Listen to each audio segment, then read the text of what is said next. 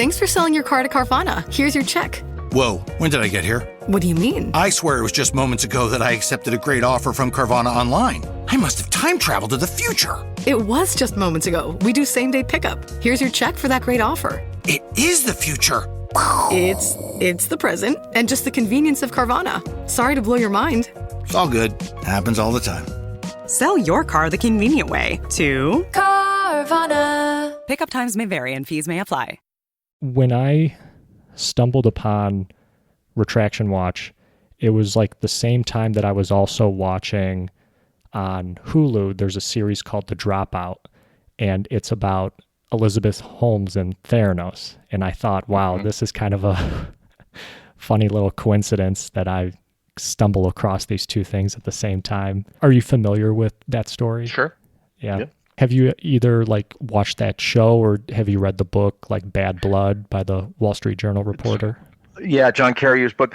I have watched, there was another documentary which I watched. Can't remember if it was, I've watched one of the two. I think there have been at least two documentaries, and I can't remember which one I watched, but I've watched that. And of course, I followed the coverage a little bit when it was happening. It was a fantastic fraud story, but it wasn't really a retraction story, although we did cover it some.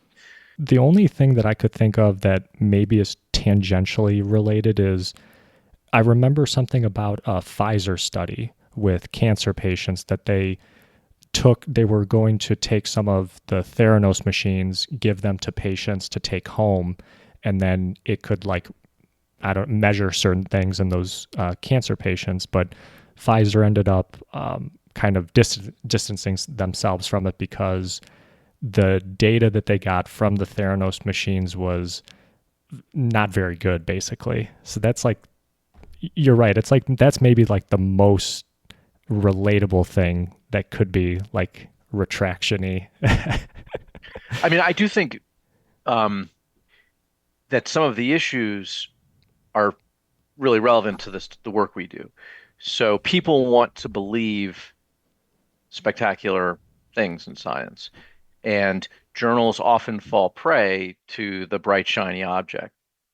And so, although it wasn't necessarily journals in this case that were falling prey to Elizabeth Holmes, we see this in a lot of other fields. I mean, I think the Alzheimer's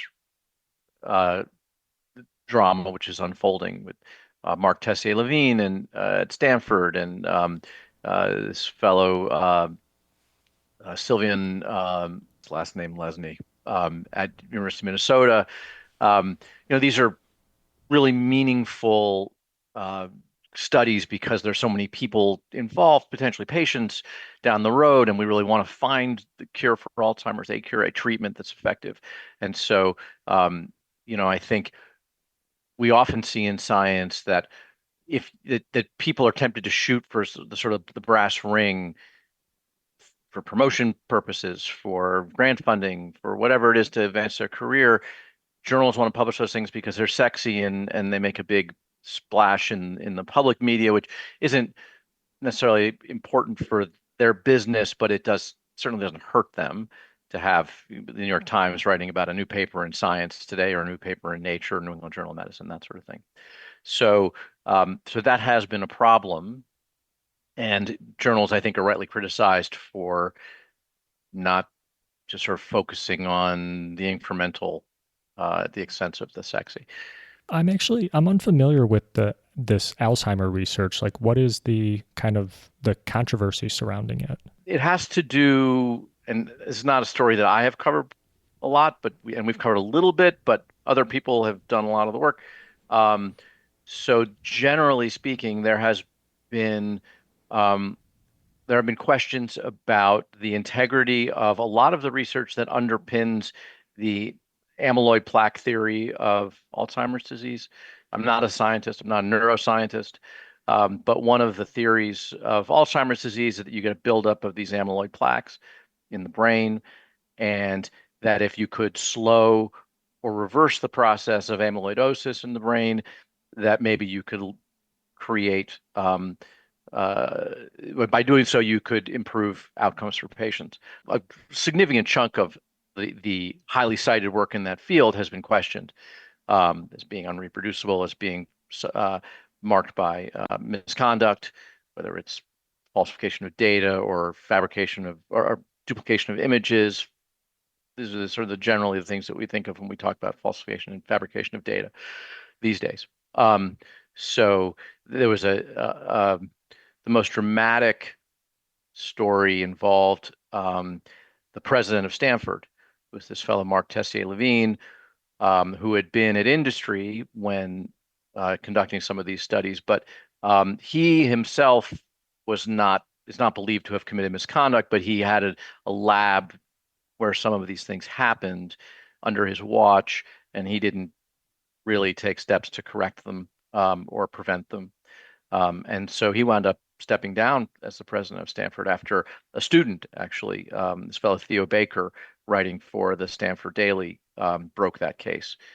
So it was a great triumph of student journalism. And this is something that's been recent that Yeah, happened. Yeah. I want to say Theo's work was 2 years ago. Okay. Could have been three, but yeah, but it's two or three. Truth. I Yeah. want to say. But time is a flat circle. Could have been yes, it could be yesterday. Could have been 6 years ago. I just don't remember. But recent memory. Yeah, not 5 years ago, not 10 years ago. Okay. Well, really quick, Adam, I'm going to give you a proper introduction for everybody out there listening. My name is Chris. This is Chee-Tash, and today I am joined by Adam Marcus from retractionwatch.com. Adam, how are you doing today? Chris, I'm doing well. It's a pleasure to be talking with you.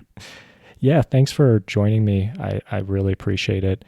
And just to get things kind of kicked off, I was wondering if you can kind of go into like your background and how you got to where you're at today. Sure. Well, I owe it all to the University of Michigan. I graduated from U of M, Ann Arbor in 1991. I had a bachelor's degree in history. I studied, um, for those of you who really want to go deep, Chun-Chu Shang was a professor of ancient Chinese history, and I took a lot of classes with him. And I had really no career when I graduated. So I sort of fell into journalism. I did science journalism. I went back to grad school, got a degree in science journalism, 1996. And I worked as a science journalist ever since. But 15 years ago, almost to the day, it's been in August of whatever 15 years ago it was, 2010. A friend of mine, this fellow Ivan Oransky, who is a very well-known science journalist, he's actually a physician by training.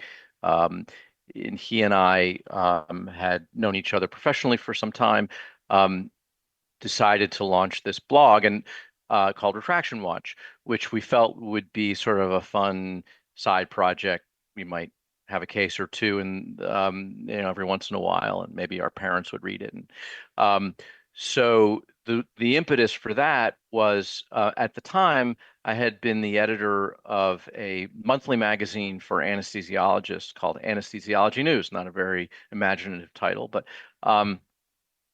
we broke a story about a pain specialist, post-operative pain specialist in Massachusetts by the name of Scott Rubin. Scott um, was, I would say, either you would say late early career or early mid career. He's a pretty prominent guy, fairly prolific researcher, very well regarded. Um, and it turned out that he had been fabricating his data in basically all the clinical trials that he was involved in. And when I say fabricating data, I don't just mean like adding a number here, adding a number there, switching a data point. He was just making up patients. And the reason he was able to get away with that was that he was an investigator in what are called multi-site clinical trials. So you might have 10 clinical sites studying, and this is a real example. He was studying, in some cases, the use of a drug called Celebrex, which was a Pfizer product, for post-operative pain management. The goal, which is quite a noble goal, is to reduce the use of opioids in, say, orthopedic surgery patients, for example. It's a very painful procedure. You want to minimize the use of opioids in the long run. So you could use this non-opioid pain relief plus other sorts of interventions during or in the perioperative field area, it's called. So, before or immediately after surgery and during. So long story short, that was a big story. Rubin ended up having to retract 20 plus papers. Um, it was a major scandal. It was one of, if not the biggest in terms of volume of retraction scandals that had ever happened. And Ivan at the time was editing Scientific American's online property, SciAm Online. And he put a reporter on it after he saw our story. They did a bang up job. They called him the medical Madoff, which was a brilliant headline. I should have thought of that. It goes right after the Bernie Madoff scandal broke. And then he called me up one day and he said, we really should do a blog about this stuff. I said, great. So at the time, if you look at the literature, there were roughly 40 or so, 50 retractions a year. So even, if you thought, well, we could do two a month like that. Well, it turns out that the reason there were so few was not because journals just didn't have anything to answer for. It was because journals were like actively suppressing retractions. They just weren't doing it. They would, someone would, maybe a reader would write in and say there's a problem with the data, and they would say, okay, fine. Nothing to see here. So pretty soon that number 400 became 40 became 400. And then not too long ago, within the last 2 years, we've seen 10,000 retractions. So, there are roughly 2.3 million papers published a year. So obviously it's a small number. We believe it should be a much larger number. But since that time, we've started a database. We have the largest database anywhere of retracted articles. I just looked up the figure as of yesterday. It's north of 60,000 retractions and growing. We have a staff of people. We have a woman, actually. I'd like to say that we found her, but really she found us. She has a PhD in retractions, and she's our director of research, and she runs this database. And there's mostly done by hand. They just enter these things, scour them, classify them. It's open to anyone who wants to look at it, to examine the data, to study the data. We ourselves do some scholarship, but mostly we allow other people, journalists, whoever's interested, to take a look at this stuff. So it's been quite a surprise, I think, to both of us. Our story is one of sort of growth and shrinkage and now growth again. We had initially gotten some very generous grants from foundations. So we staffed up, we hired editors, we had reporters, and then, as you may know, foundations sort of change their minds about things or their priorities change. But we're back now in a growth phase. We have several people working on the editor side. We have more people working on the data side. And we have recently we've created a program for data sleuths, which is something I'd love to talk to you more about. And we have a whole other initiative called the Medical Evidence Project, where we have somebody on board doing really in-depth stuff on medical evidence and how robust and it is. Kind of staying on that topic with data sleuths, is this like people that kind of scour the internet or scour journals looking for problematic papers? Exactly. It's exactly what it sounds like. This field is quite new. I mean, there were obviously people who were doing it for probably as long as papers have been published, but not with any notoriety. But this world exploded in the last 10 years. A couple of reasons. One, people realized that there was a lot not to like about publications. So, for example, one of the leading sleuths is this woman named Elizabeth Bick, who roughly a decade ago realized that if you looked closely at graphics in published papers, for example, pathology slides, you could very often, roughly, she's done the study to prove it, about 4% papers have evidence of photoshopping, where aspects of whatever we're looking at have been replicated inappropriately. It's just a no-no. There are some things that you can do with Photoshop that are okay. If you want to crop an image, for example, I don't know if contrast adjustment would be considered okay, but you can't duplicate aspects of a slide or flip them around or whatever it is to say that something is something that it is not. So she has this uncanny ability. She's a microbiologist by training. She's an uncanny ability to identify these things. And there's a whole cohort of people now who do sort of trained at her feet who are doing that.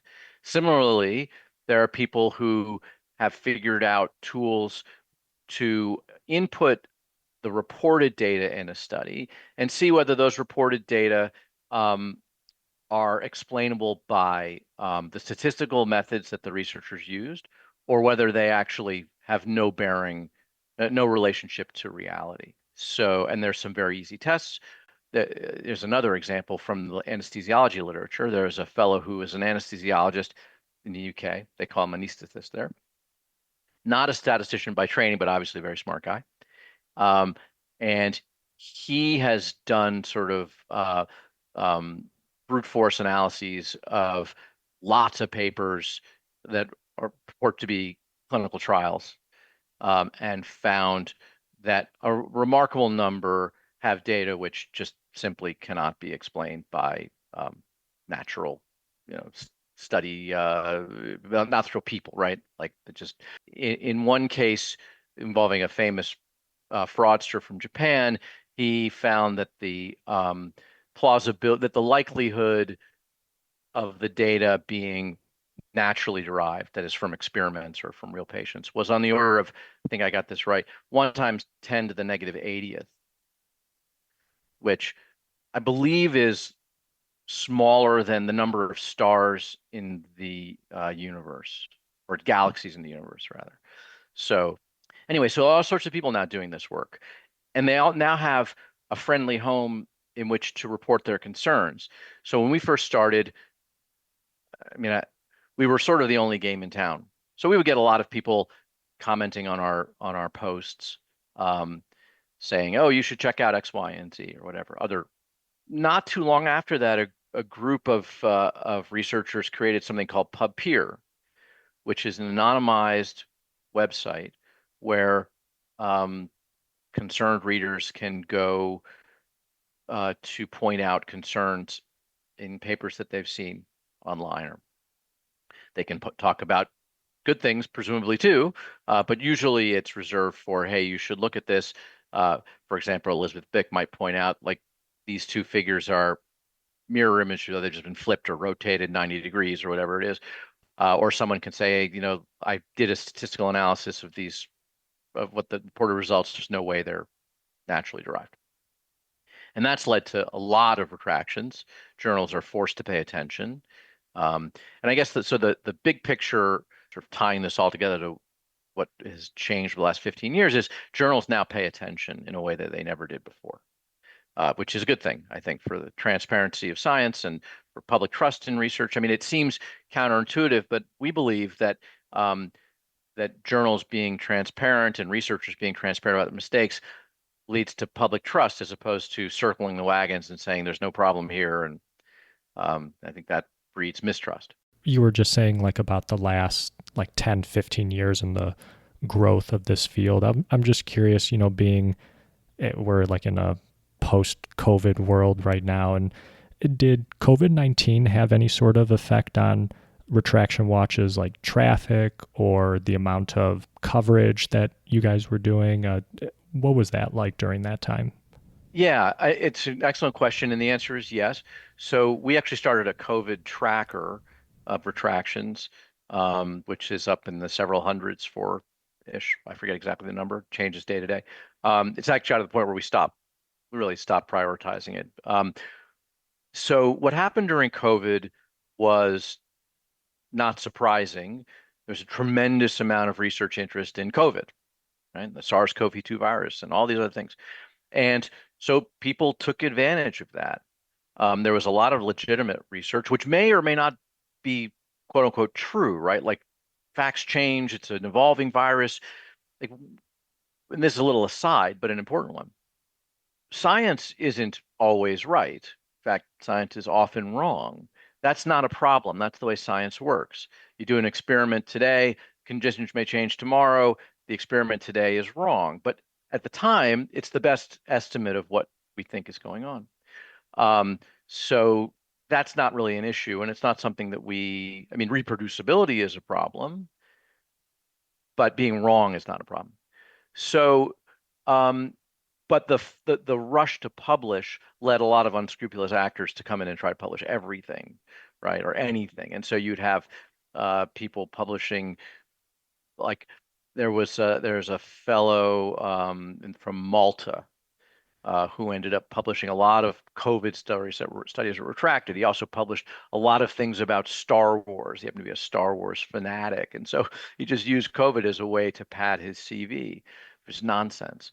Um, I think contemporaneously, there's another trend that made the problem worse, which is that we've seen the rise of predatory publishers who are unscrupulous publishers who will publish anything for a price, and so their business model is based on volume, just cranking out papers rather, and charging authors to do so. And they offer very little, if any, editing and very little, if any, peer review. And then also this concept of paper mills. And I'm not sure if you're familiar with paper mills, but it is basically what it sounds like. You have these companies, for-profit companies, that will either write papers or match written papers with authors, or do it all by AI, and just basically profit off of the sort of larger science publishing machine, which is just constantly working to flood us with shoddy papers, basically what it is. So, but yes, short answer to your question is COVID was a boon time for us. Um, Interestingly, things haven't slowed down. I mean, the paper mill is really keeping us in business too, because that just doesn't seem to be a problem that's going away. And it sounds shocking, but there is organized crime in science publishing. There is in Russia and China, Russia particularly, there have been cases of bags of cash exchanged for for getting papers published in high impact factor journals or any journals, and the Chinese government used to incentivize researchers with big payments, like upwards of $100,000, I think, to get their work into high impact factor Western journals. The Chinese government has at least officially declared that it understands that this is a problem they don't want to foster, and so they have publicly cracked down on it. China still leads the world in retractions, so it's not clear how much they're cracking down on it. But they have said that they've sort of made nods in the right direction. You were mentioning like AI tools, and I was wondering if you've seen, especially maybe like as more recently, any sort of retractions related to the usage of those tools, and has it kind of opened up like this new category of retractions, if you will? Absolutely. We've seen retractions of AI papers about AI because they were made by AI. So it gets pretty meta pretty quickly. So yeah, no, AI is a serious problem. This is a reference that may go over the heads of your listeners, but there was a comedian named Stephen Wright who was famous for the sort of one-liner, and he once said, "I want to get a humidifier and a dehumidifier and put them in the same room and have them duke it out." And this is what we're seeing now, or we will see soon. We'll have papers generated by AI, and we'll have AI tools designed to detect the use of AI, and whichever is more sophisticated at the time will win. And then we'll have to change and make it better. But editors are being flooded with AI generated papers. Now, they're not all completely generated by AI. Some of them are just written by AI, but the data are okay. So that's a different story, sort of. Some of them that their data are not good, and the paper is generated by AI, and maybe the researcher isn't even real. Like, so that does happen. Should we judge like these papers who do have do get retracted because of mistakes from AI? Should we judge them differently than somebody like you were describing earlier, Scott Rubin, or do we kind of just treat all retractions the same? Yeah, so that's a really important question. And it's one that I think ethicists sort of struggle with. But in this case, I would say you have classes of retractions, right? So the sort of Scott Rubin major fraudster papers are the category of you know, look at maybe to sort of understand what went wrong or what can go wrong or how people can game the system, but don't cite them. Don't, they're not, for, don't forget they exist, but like the science in there, forget it. Then you have papers that are retracted because um, maybe there was an ethical problem. Like maybe you had a patient or a group of patients who didn't have proper informed consent, or maybe um, the researchers didn't get permission from an institution or a drug company to publish those data. But the science is fine, right? And we've seen this. Um, for example, there's a fellow named Don Mariski who had developed what was called the Mariski Medication Adherence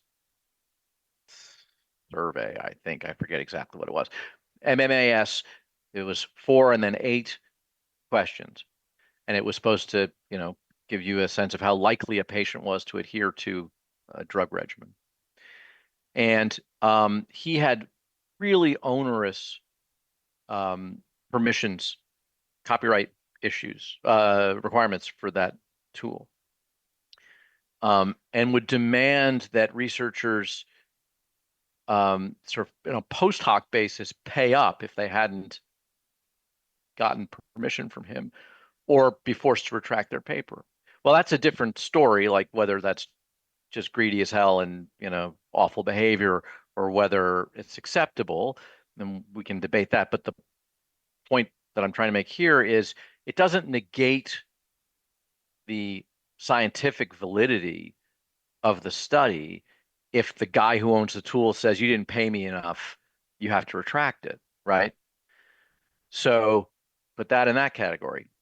Um, then there are people, for example, like Nobel laureates who retract their work for whatever reason, error, right?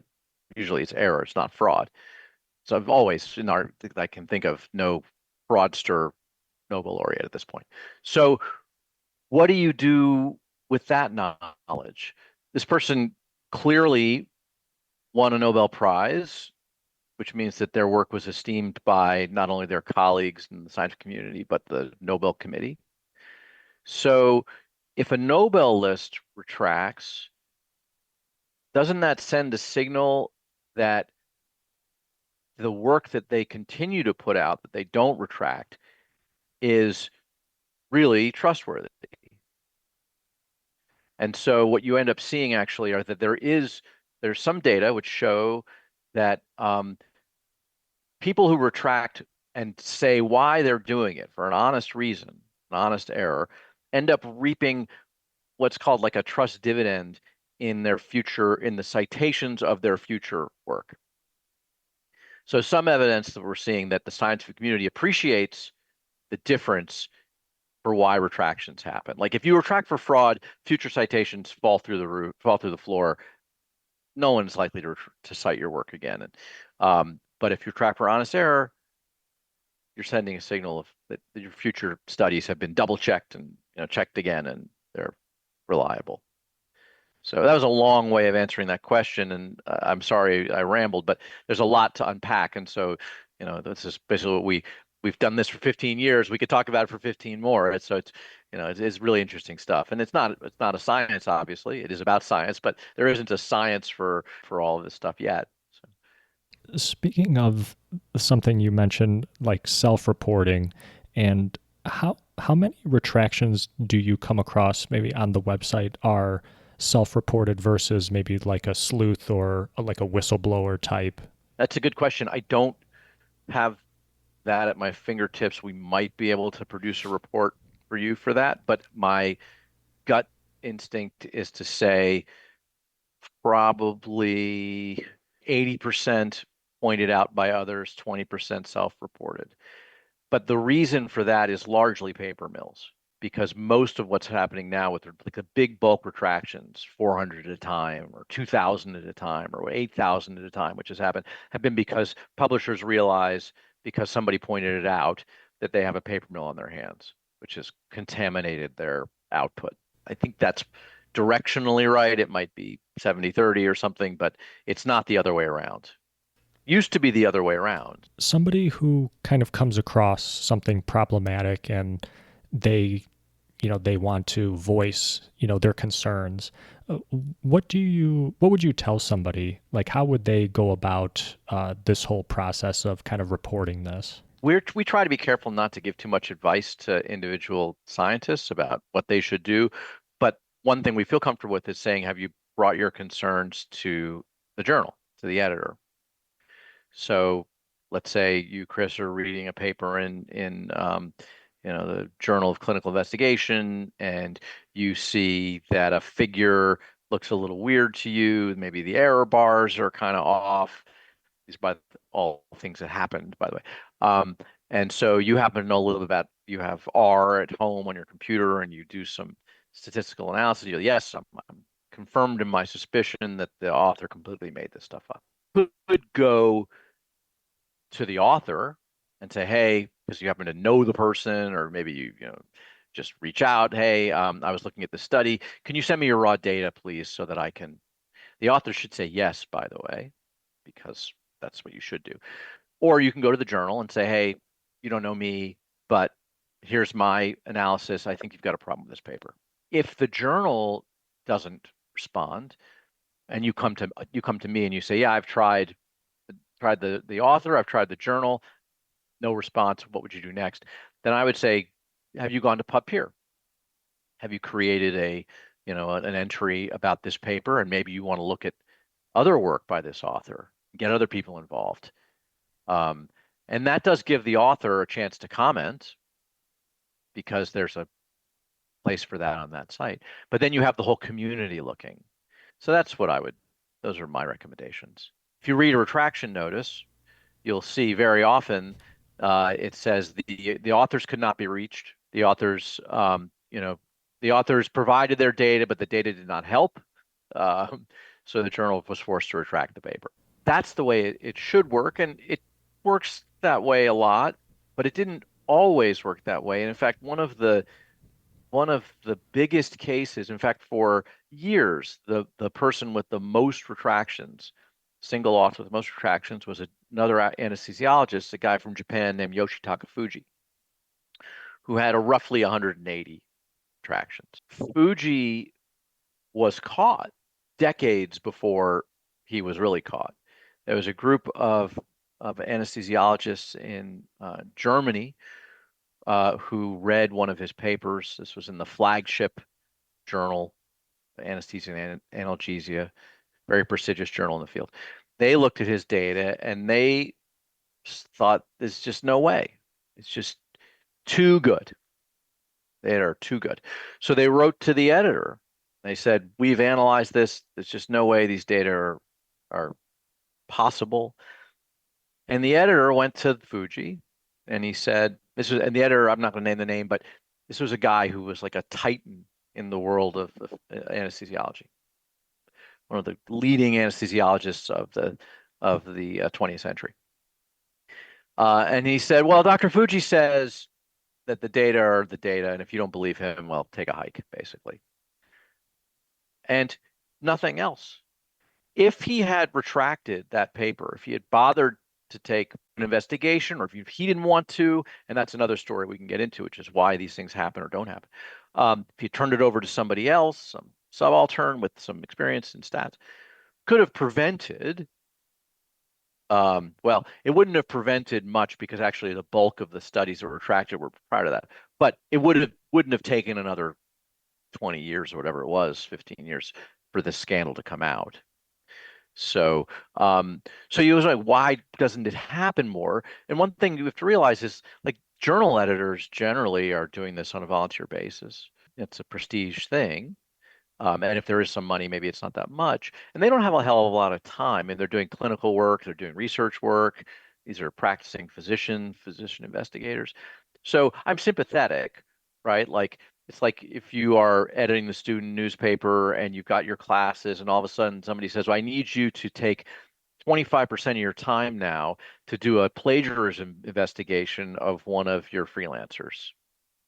Well, you might do it, Or you might say, ah, it doesn't look that bad to me. Like, let's just move on. Like, you're sort of sympathetic to these people. That's not, they don't want to be. There was one journal editor told me after the Rubin case, he was spending 25% of his time investigating potential misconduct.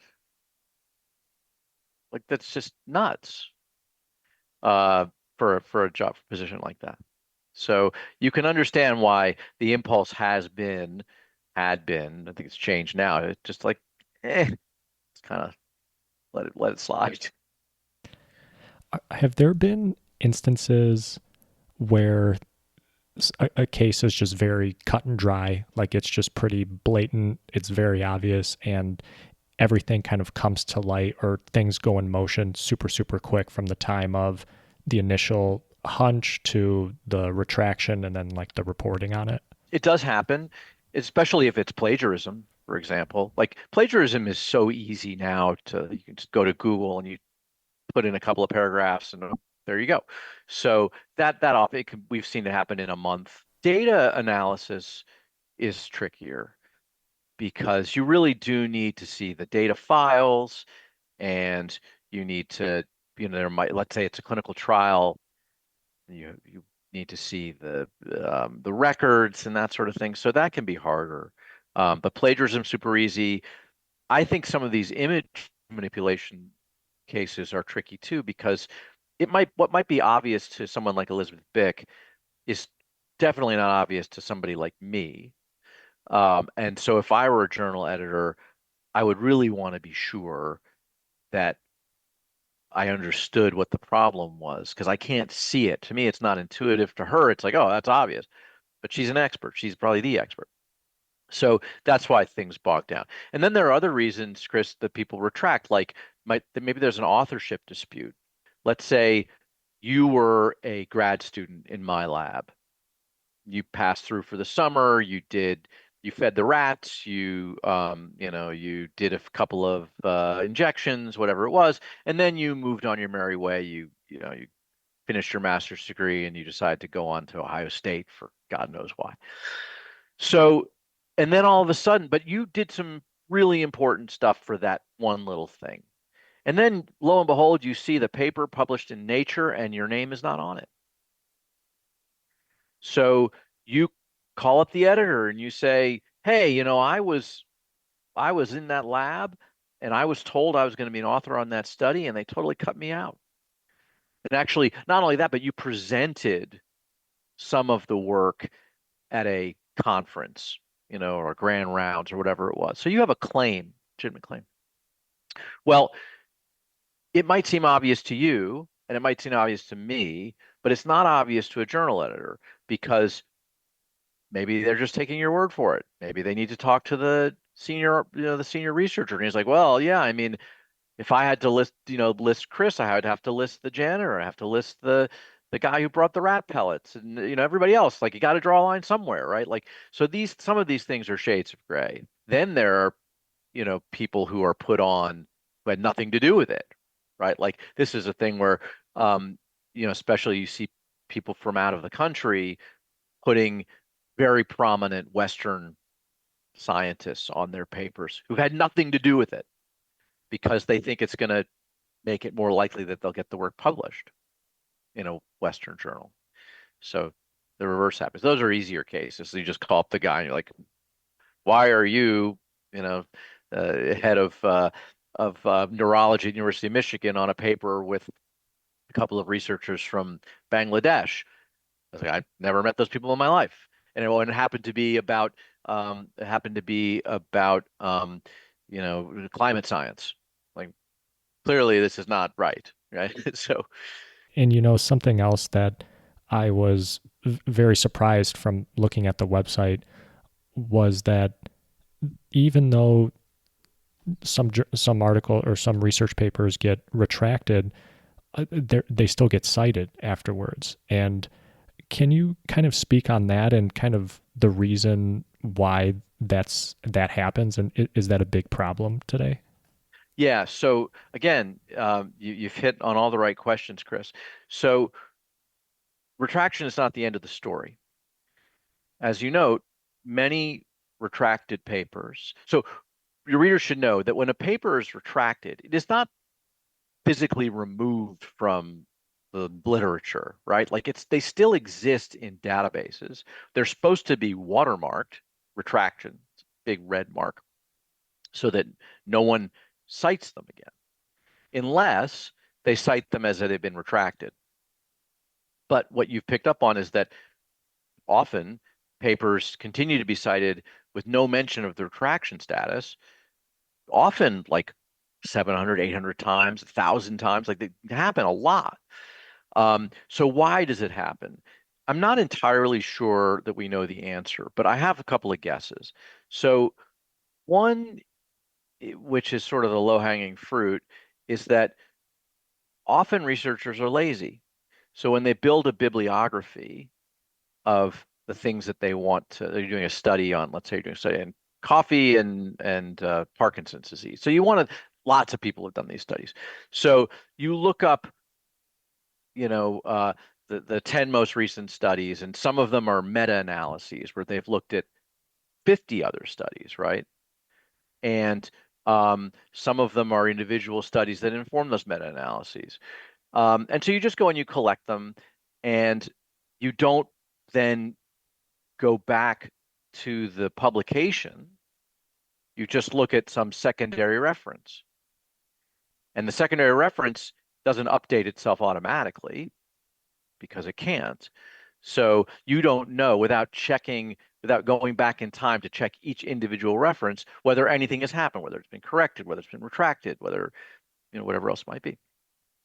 And so I think that when people build bibliographies for their papers, the things they're going to cite, um, they're not going back to the original. That's my hunch. And you could understand how in the past this would be a much bigger problem, because you'd have to go to the library and get a print copy. And the print copy isn't going to say anything, right? Because print, it's not Harry Potter world. They don't automatically, it'd be wonderful it did, but doesn't. And then what you'd have to do, now that I think about it, is you have to go to every um, you'd have to go to a site like PubMed and search for whether that particular paper has been retracted, or you'd have to go to every issue of the journal since that time to see whether the notification section made any mention of the retraction of that paper. So that's obviously you can't do that. It would take too much time. Fortunately, now we have tools, and in fact, our database has been incorporated into several of these tools where if you are saying, you're writing your paper on whatever it is, rats and Parkinson's disease, and you you type in, I'd like to considering this paper, the tools will update based on the information in our database.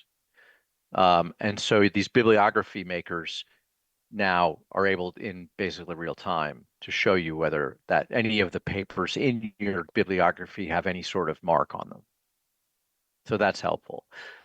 It should reduce the problem. But I think people are still going to cut corners, and so we'll probably see that will continue to happen. It seems like at the end of the day, like money is like the big factor in all of this. Like people who are blatantly manipulating their data or their papers, or doing it for money related reasons, or maybe the prestige. Are there like other factors at play here that cause people to like do nefarious things? Yeah. So I think you're right to a certain extent. We certainly see, um, like there's a famous case um, of this fellow LaCour, Michael LaCour, who was a young researcher who made a very splashy finding about it had to do with gay marriage, and he published this paper in Science, and he used that to get a job in the Princeton faculty, and he made it up, right? So that was like money advancement. I mean, the money is secondary. It's not like somebody pays you for the paper, but they reward you with tenure or a faculty appointment. Okay, grant funding, that sort of thing. So yeah, we'll call that money. Um, but then there was this fellow in the Netherlands named Diederik Stapel, and I encourage your listeners to check out. There's some good stories about Diederik Stapel, who was a behavioral scientist. I guess his degree was probably behavioral psychology, but I can't remember exactly. And he did these remarkable things, these studies about weird quirks of human behavior. And he has, I think, 50 some retractions because he made up these studies. But he didn't initially make up the studies.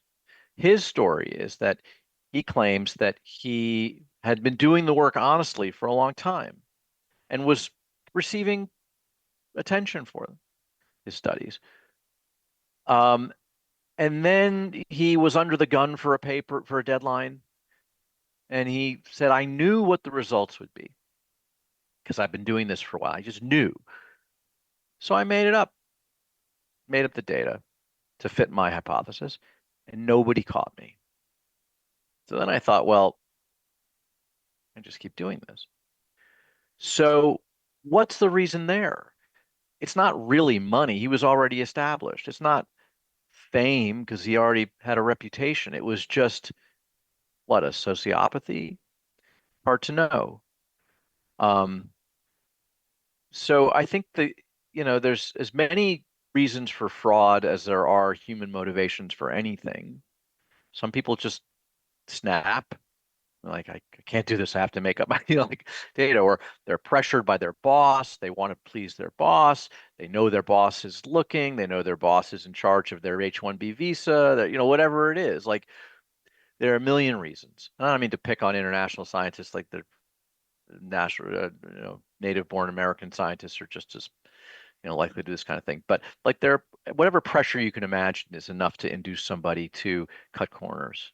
We have said, and we're not alone in this, that the sort of publisher perish environment of science is not conducive to sort of slow science where everything is methodically plotted out and stuff, and it doesn't really matter if you publish 3 papers a year or 30.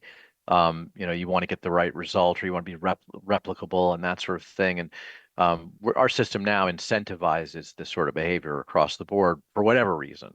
But I suppose you could say, like, you know, top reason is to stay employed. So that's probably money, right?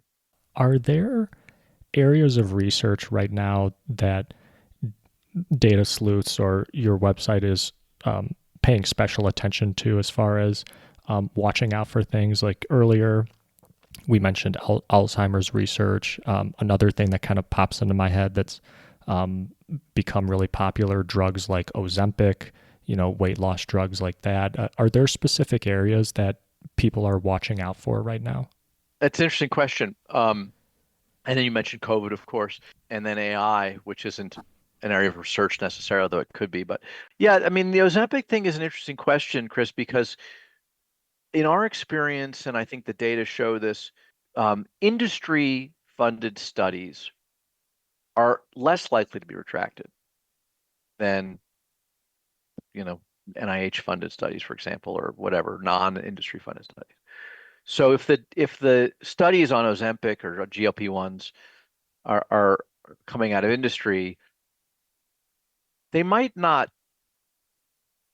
they might not answer the question that you want to answer, but they have to go through so many layers of scrutiny and regulatory oversight and stuff that you can sort of trust that the data are probably okay.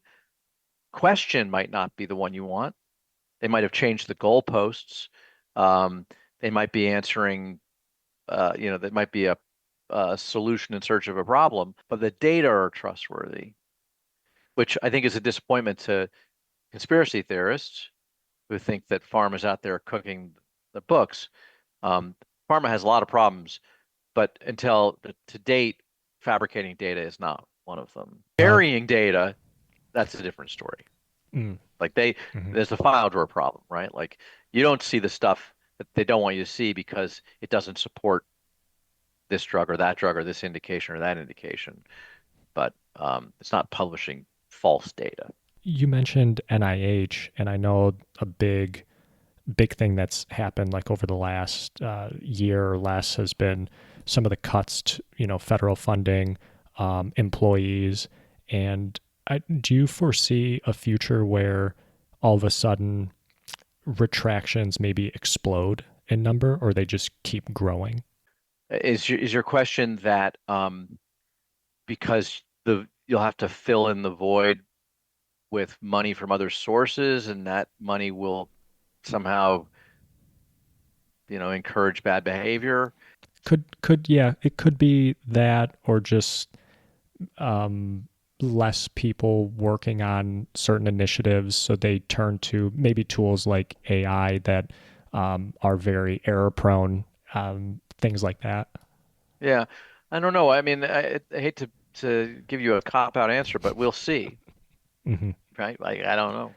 I think that what we have seen is that the number of papers continues to grow far greater than the number of reviewers that we have on the planet to review them. So peer review is totally taxed, far greater than the number of papers that should be published, because so much of the stuff that's published, no one reads, no one cites, no one cares about. Um, and the profit motive remains. And so we don't even need an explosive growth in the number of retraction and the rate of retractions to have significantly more retractions. As long as we have the money to support our endeavor, we'll be able to add retractions to that database on a daily basis, and we will still not keep up. The comparison of like science communication and journalism versus like research papers, and there's a gentleman on YouTube who I really like to watch. It's Professor Dave is the YouTube channel. Very successful, millions of subscribers, and he is very explicit saying that he's a science communicator, and he writes about different science topics. Although he's not a PhD or a like complete expert in that field, he feels like his job is to communicate it out to people. Mhm. And amongst other things he does is he goes and debates people on certain topics, COVID or flat Earth, etc. I was wondering if you can speak on that, like the importance between doing the research but also communicating out research.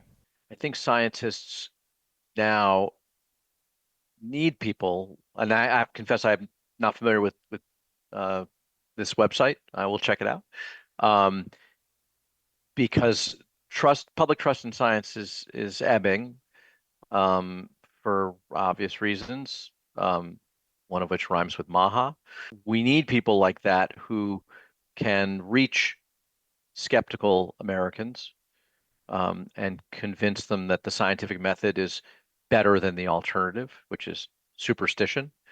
Um, so, and I don't think scientists are very good at it because they get too excited about the arcana and minutia of what they do for reasons that are totally obvious to me. Like, I get excited about talking about retractions to somebody who, may not care as much as I do, but is sort of vaguely interested. So I can understand that impulse. Um, so working together, I think it's an important infrastructure. Um, but we just and I think it's exciting. So again, like going back to the humidifier dehumidifier model.